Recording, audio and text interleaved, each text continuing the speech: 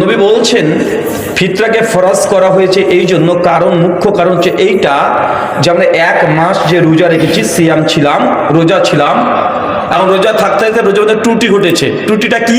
রোজা ছিলেন, গার্লফ্রেন্ডের সঙ্গে মেসেজের কথা বলেছেন, এই জন্য আল্লাহ সাল্লাল্লাহু আলাইহি ওয়াসাল্লাম রোজাকে গোটা বাতিল করে দেয় না, রোজার মধ্যে ত্রুটি হয়ে যায়। রোজা ছিলেন, করেছেন কি আপনি মিথ্যা কথা বলেছেন, এই জন্য রোজা বাতিল হয়ে যাবে না।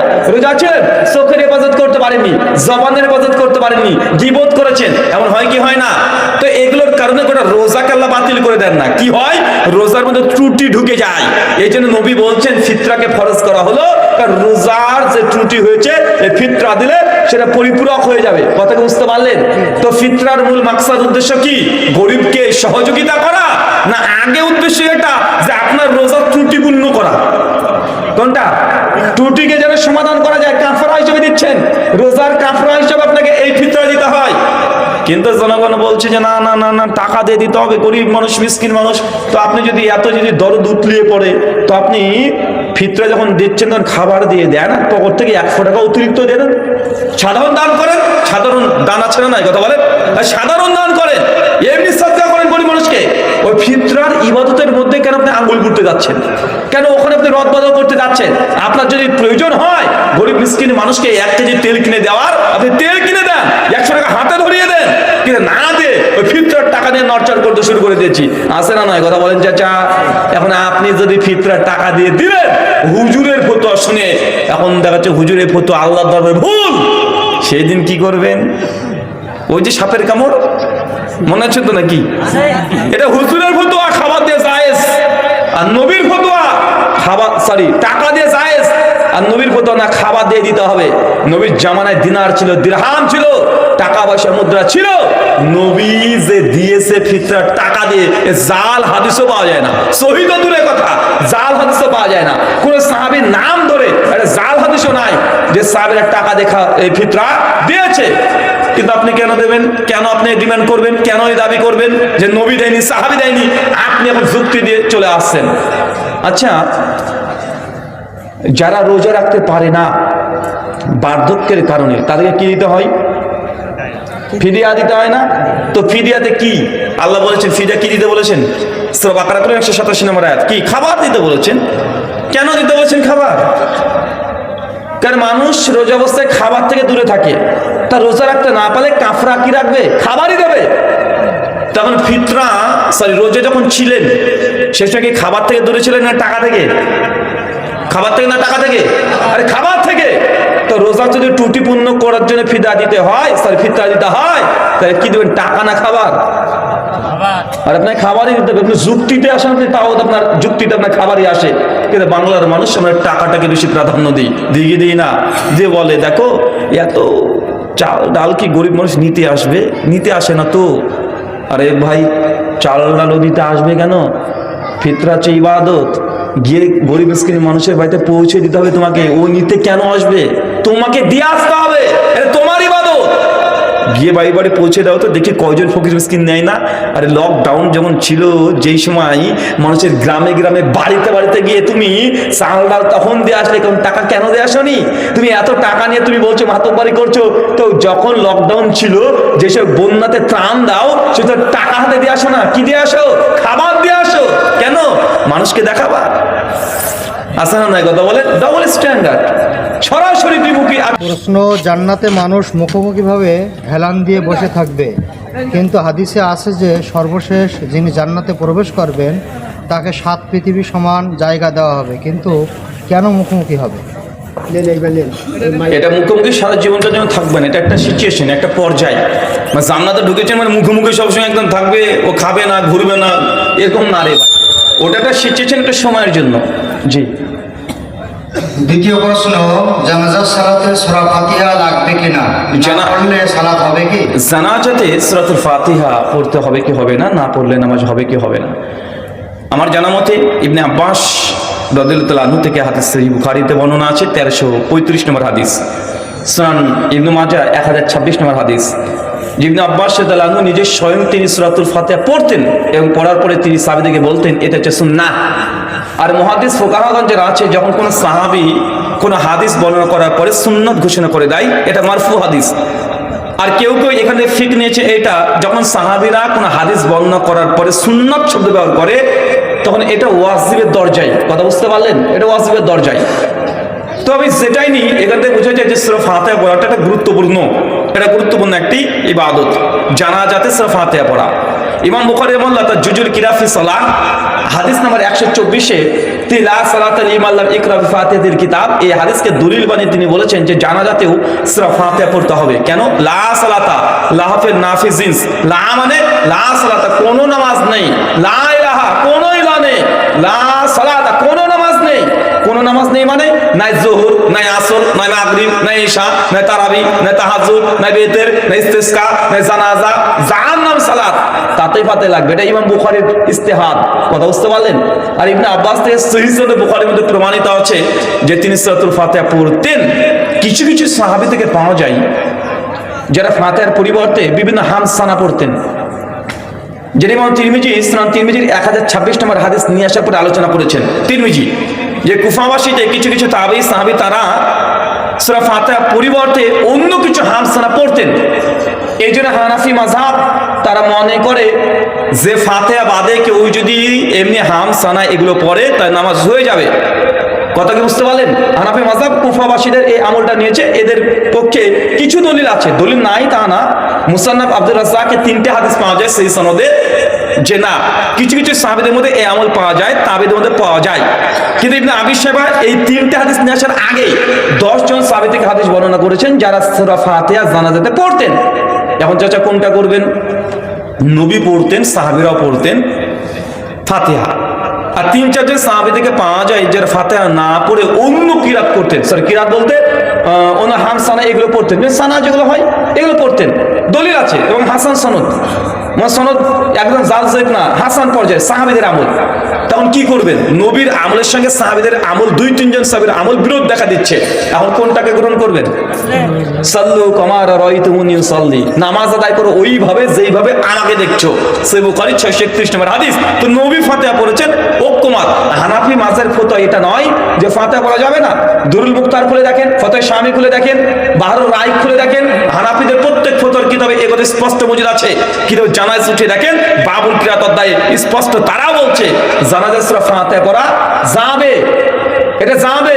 নাজায়েজ তারা বলেনি, আমার জানা মতে কেউ নাজায়েজ বলেনি, হানাফি মাযহাবেও জায়েজ। তো তারা বলেছে যে কেউ যে সানা দোয়া হিসেবে পড়তে চায় ফাতিহা পড়তে পারবে।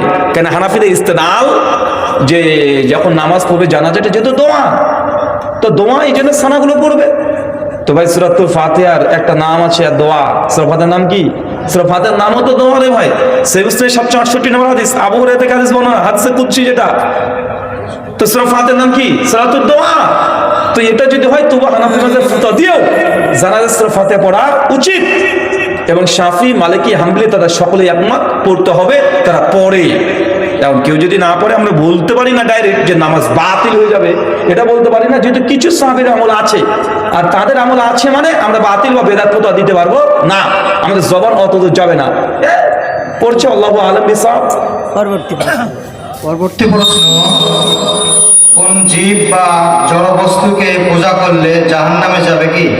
কোন জীব বা জড় পদার্থকে যদি ইবাদত করেন তো জাহান্নামে যাবে কি যাবে না? সূরা আম্বিয়া 98, 97, 98 নম্বর আয়াত আল্লাহ স্পষ্টই জানিয়ে দিয়েছেন মানুষ যাদের উপাসনা করে এবং যে করছে উভয়কে আল্লাহ জাহান্নামে দেবে। কথা বুঝতে পারছেন? যার পূজা করা হচ্ছে আর যে করছে, উপাস্য এবং উপাস্যক দুজনই জাহান্নামে যাবে। সূরা আম্বিয়া 21 নম্বর সূরা 97, 98, 99 পরপর 3টে আয়াত। আল্লাহ এক, রাসূল এক, কোরআন এক, হাদিস এক, তবে কেন এত মতবাদ? আল্লাহ এক, রসুল এক, হাদিস এক, কিবলা এক, তাহলে কেন এত দল? মা এক, বাপ এক, আপনার 4 ভাই 4 রকমের কেন?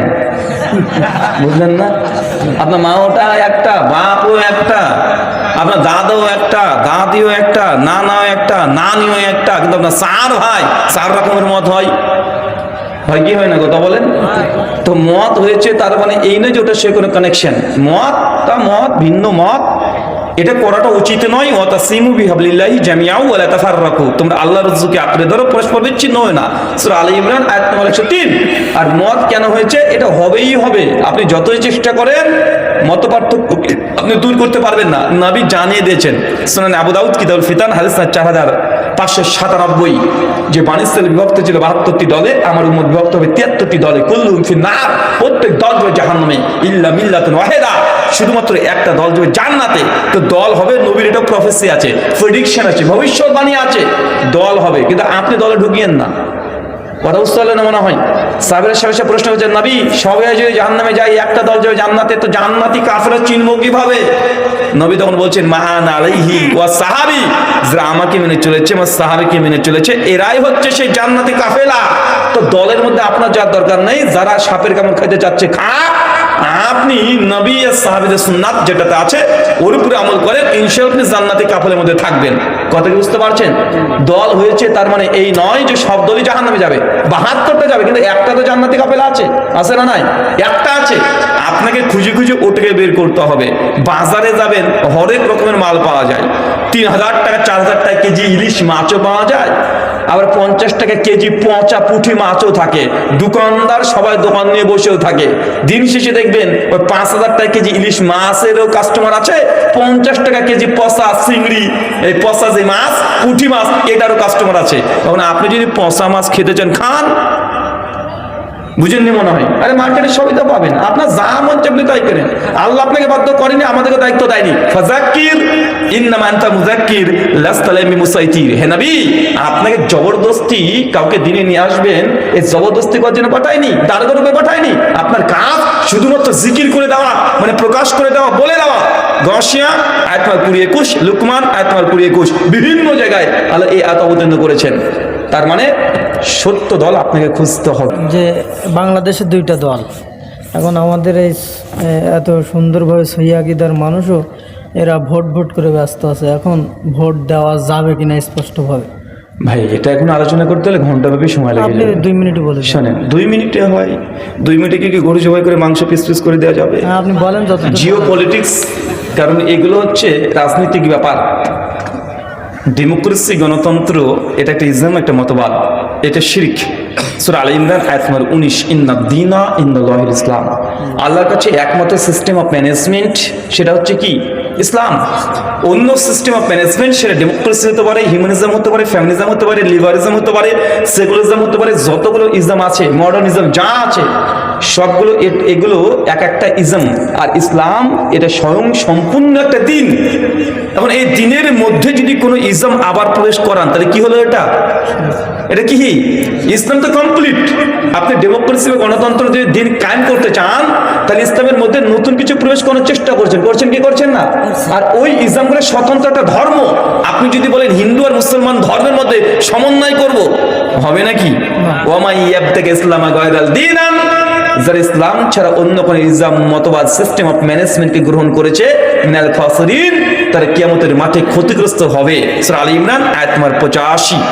কিন্তু লেকিন ভোট এটা আলাদা, গণতন্ত্র ডেমোক্রেসি আলাদা, ভোট এটা সম্পূর্ণ আলাদা। ভোটের সঙ্গে গণতন্ত্র দুটোকে গুলিয়ে ফেললে প্রবলেম হবে। আমরা অনেকেই ডাইরেক্ট ভোট দেওয়াকে শিরক বলি। ভোট দেওয়া কখনো শিরক হয়, নিশ্চিত হয় শিরক, কখনো বা হারাম হয়, কখনো বা জায়েজ হয়, আর কখনো বা দিতে হবে, না দিলেই গুনাহ হওয়ার সম্ভাবনা আছে। চলেন সংক্ষিপ্তভাবে বলি।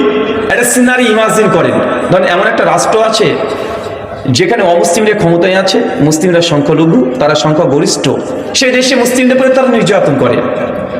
মুসলমানকে নামাজ পড়তে দেয় না, নামাজ পড়লে তাকে লাথি মেরে দেয়, এরকম ঘটনা দেখা যায়।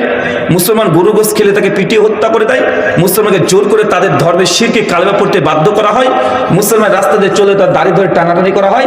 মেয়েরা যদি বুরখা পরে তার বুরখা দিয়ে বাজে মন্তব্য করা হয়। মুসলিমদেরকে মব লিঞ্চিং করে হত্যা করা হয়। মুসলিমদেরকে প্রকাশ্যে আজান দেওয়া হয় না। এমন দেশ আছে না? নয়, আছে। এখন এই দেশে যারা ক্ষমতাসীন, ক্ষমতায় আছে, এরা ক্ষমতায় থাকলে মুসলিমদের উপরে নির্যাতন করে। এই দেশে একটা অপোজিশন আছে, বিরোধী দল আছে, একটা রাজনৈতিক দল, যারা কিন্তু মুসলমান না, ওরা কিন্তু মুসলমান না, মুসলমান ভাবেন না, এরা মুসলমান না, ধর্মীয় দৃষ্টিকোণ থেকে তারাও কাফের, অমুসলিম, নন মুসলিম। এখন এরা যদি ক্ষমতায় আসে, আপনি নিশ্চিত জানেন মুসলমানকে নামাজ হজ যাকাতে বাধা দেবে না। কে গরু খেলো, কে শিওর খেলো, এই দলটা দেখে না। কে মন্দির গেল, কে মসজিদ গেল, এটা দেখে না। কিন্তু এই দল ক্ষমতায় থাকলে মুসলমানের মসজিদ ভেঙে তারা তাদের মন্দির তৈরি করে নিবে। এখন দুটো দল, এই একটা রাষ্ট্র, এই ক্ষমতায় আসলে মুসলমানদের নিরাপত্তা আছে, ধর্মীয় স্বাধীনতা আছে, জানের নিরাপত্তা আছে, মালের নিরাপত্তা আছে, কিন্তু এরাও কিন্তু কাফের। আর এরা যদি ক্ষমতায় থাকে তাহলে মুসলিমদের নিরাপত্তা নাই। এখন বলেন, এই যারা দল আছে এদেরকে এই দেশে মুসলিমরা যদি ভোট দেয়, আর আপনি জানছেন মুসলমানরা যদি এক কাট্টায় ভোট দেয় তাহলে যে জালিম শাসক আছে ক্ষমতাচ্যুত হয়ে যাবে। এখন ভোট দেওয়া জায়েজ না নাজেজ না শিরক না হারাম? বলেন ফতোয়া, বলেন। এবার শোনেন, এরকম দারুল হার্ব যখন হবে এই সময় ভোট দেওয়া, শেখ সালেহ সাইমিন বিন বাস, শেখ সালেহ মুনাজ্জিদ, আব্দুর রাজ্জাক বিন আফিফি, সমস্ত সৌদি ওলামারাও একমত, এই দেশে ভোট দেওয়াটাই মুসলিমদের জন্য ওয়াজিব। ভোট দিতে হবে, জালেমকে তখন ক্ষমতা থেকে ফেলে দিতে হবে। শোনেন, এই ফতোয়া আবার আপনি আবার প্রয়োগ করে নিয়েন না আপনার দেশে। শেখ ইমাম নাসিরুদ্দিন আলবানী বলে একটা বই আছে, ফিতনাতুত তাকফির। আগে ভূখণ্ডকে ভাগ করতে হবে, এটা কি দারুল আমান, দারুল হার, দারুল দাওয়া, ভূখণ্ড কি? আরেকটা দেশের কথা কল্পনা করেন, যে দেশে মুসলমানরা ক্ষমতায় আছে, কোরআনুল কারীম শরিয়া দিয়ে রাষ্ট্র চলছে, কিন্তু এই দেশে একটা দল বেরিয়েছে, বিপ্লবী দল, যারা বলছে আমরা কোরআনের আইন চাই না, আমরা মডার্ন ল চাই, ব্রিটিশ ল চাই। এখন এরা তখন ভোটে দাঁড়িয়েছে, বলেন তো একে এখন ভোট দেওয়া কি? কি হারাম না হয়? শিরিক। কারণ একদিকে আল্লাহর বিধান শরিয়া, আর একদিকে কি মানব রচিত বিধান, এটা শিরিক। তো কোনটা হারাম হবে, কোনটা শিরিক হবে, কোনটাতে দিতে আপনি বাধ্য। যতক্ষণ পর্যন্ত এই পলিটিক্স না বুঝবেন, ভূখণ্ডে কোথায় বাস করছেন না বুঝবেন, ক্ষমতায় কারা আসতে যাচ্ছে, কে থাকছে এটা বুঝতে না পারবেন, ততক্ষণ পর্যন্ত ভোট দেওয়া ডাইরেক্ট হারামও না, ডাইরেক্ট শিরিকও না, ডাইরেক্ট জায়েজও না, ডাইরেক্ট ওয়াজিবও না। এটা সময়, স্থান, কাল, পাত্র ভেদে নেতা নেত্রী কারা আছে তাদের চেহারা দেখে, তাদের টেন্ডেন্সি, তারা কি চায়, এটা পুরো বেস করে তারপরে সিদ্ধান্ত আসবে। এটা চিরস্থায়ী কোনো সিদ্ধান্ত না, এটা তাৎক্ষণিক ইস্তেহাদ করে তারপর এটা বৈধ না অবৈধ ফতোয়া আসবে। কথা কি বুঝতে পারলেন? ওই দেশের ফতোয়া এই দেশে প্রযোজ্য হবে না, আবার এই দেশের ফতোয়া ওই দেশে প্রযোজ্য হবে না। কিছু কিছু ইসলামী মাসালা আছে যেগুলো তাৎক্ষণিক ইস্তেহাদ করে দিতে হয়। কথা বুঝতে পারলেন? তালাকের ফতোয়া জেনে নিয়েছেন, এখন আপনার বউকে আমি তালাক দিয়েছি শুনে, আর আপনি তখন শুনলেন পাশ থেকে, ও হুজুর এই মাসালাতে এই বই তালাক দিয়েছে, আপনাকে চারজন তালাকের মাসালা নিয়েছে, আপনি তাও তালাক করে দিয়েছেন। তালাকের মাসালা কি সবার এক প্রযোজ্য হবে নাকি? হ্যাঁ, আরে ব্যক্তি কি বলেছে কি না বলেছে সব শোনার পরে এক একজনে এক এক রকম সিদ্ধান্ত হবে। সবার বোধ তালাকের ফতোয়া এক হবে না তো রে ভাই। এটা স্থান কাল পাত্র সময় মধ্যে পরিবর্তন হবে কি হবে না? আর পরিবর্তন হয়ে যাবে। তো এক তালাকের ফতোয়া নিয়ে যেমন সবার বোধ তালাক হয় না, তাই এই যখন ইন্টেলেকচুয়াল গোটা ওয়ার্ল্ডের রাজনৈতিক ভিউ নিয়ে কথা বলবেন, তখন এক দেশের ফতোয়া আরেক দেশে প্রযোজ্য হবে না। আজকে যে ফতোয়া দিলাম 2 বছর পর 5 বছর পর ফতোয়ার পরিবর্তন হতে পারে। কেন? সময়, ক্ষমতা কি আছে, জিওপলিটিক্স কি চলছে, আন্তর্জাতিক নেতৃত্ব যারা দিচ্ছে তাদের কি ইসলাম নিয়ে তাদের মানে ফোকাসিং, সবগুলো দেখার পরে সিদ্ধান্ত আসবে। তাই এটা এক কথা উত্তর দেওয়া যাবে না। আমার একটা আলোচনা আছে, ইউটিউবে চলে যাবেন, লিখবেন ভোট আমরা কাকে দেব। পৃথিবীর 39খানা রাষ্ট্রের পুরো পর্যালোচনা করে বোঝানোর চেষ্টা করেছি ওখান থেকে যে ভোট কখন দেওয়াটা জায়েজ, কখনো শিরিক, কখনো হারাম, কিভাবে দেবেন। যদি দুটোই মুসলিম হয়, দুজনই ফাসেক, দুজনই মুসলিম, দুজনই ফাসেক ক্ষমতা দাঁড়িয়েছে, সংখ্যাগরিষ্ঠ মুসলিম রাষ্ট্র, এই দেশে কাকে ভোট দিবেন, না ভোট দেওয়া বৈধ হবে না না অবৈধ হবে, ওই আলোচনাতে পেয়ে যাবেন, যেটা বাংলাদেশের প্রেক্ষাপট। ওই আলোচনা দেখে নেন। শুকরান, জাযাকাল্লাহু খায়রান, বারাকাল্লাহু ফিকুম। এসেছে বাচ্চা বাড়ছে নাকি? ইমাম যদি রীতিমতো সবসময় পান, তামাক, জর্দা খায়, এটাকে আপনি কিভাবে দেখবেন? ইমাম যদি প্রতিদিন পান, বিড়ি, সিগারেট, জর্দা খায়, তাহলে তাকে কিভাবে দেখবেন? তাকে আল্লাহর ওলি বলতে হবে। আপনারা কি বলবেন বলবেন, বলেন। শোনেন, মানে আপনাদের সাতক্ষীরা গ্রামের বাসী কক্সবাজার যাবেন বেড়াতে, শীতের মৌসুম, কক্সবাজার যাবেন বেড়াতে, ঘুরতে যাবেন, তো 50 জন মুসল্লি, মসজিদে মুসল্লি, বেস্ট মুসল্লি যারা জামাত কাজা করে না, তারা সবাই মিলে পরিকল্পনা করলে কক্সবাজার যাবে, ঘুরতে যাব। সব আল্লাহর ওলি এক একটা। দুবার তিনবার হজ উমরা সব করেছে, জামাতে নামাজ কাজা করে না, 50 জন মুসল্লি ভালো, আর একটা বাংলাদেশে বড় একটা বাস ভাড়া করেছেন, সবাই গাড়িতে চেপেছেন, ড্রাইভার যে মালটাকে নিয়েছেন ওটা মাতাল। এখন বলেন তো কি হবে? গাড়িতে যাবেন, প্যাসেঞ্জার সব আল্লাহর ওলি, ড্রাইভার ওটা মাতাল, এখন কি করবেন? ও কি নিয়ে যাবে না যমুনা ব্রিজের তলায় ঢুকে রেখে দেবে, পদ্মার তলায় ঢুকে রেখে দেবে, কক্সবাজারের দেখা স্বাদ আপনার পূরণ হয়ে যাবে। তো সমাজের আপনার মুসল্লি মাতালকে কেন রাখবেন মসজিদে ইমাম? কেন রাখবেন? এখন যদি দেখেন না সবাই তো হুজুর এরকমই, সবাই এরকম, তো কি করবো? আচ্ছা ঠিক আছে, তাহলে নাই মান চাইতে কানা মামাই ভালো, মদ ঘর চাইতে বিড়ি খোরটাই ভালো, আর বিড়ি খোরের চাইতে ওই যে জর্দা খাই ওটাও ভালো। এখন ওর পিছনে নামাজ পড়বেন, পড়ে ন্যাংরা মামা। মৃত্যুর সংবাদ মাইকে দেওয়া যাবে কিনা? সুনান তিরমিজি হাদিস না 998, সরি 986, জাবির বিন আব্দুল্লাহ থেকে হাদিস বর্ণনা, আল্লাহ নবী বলেছেন মানুষ যখন মৃত্যুবরণ করে নাই এটা থেকে বিরত থাকা।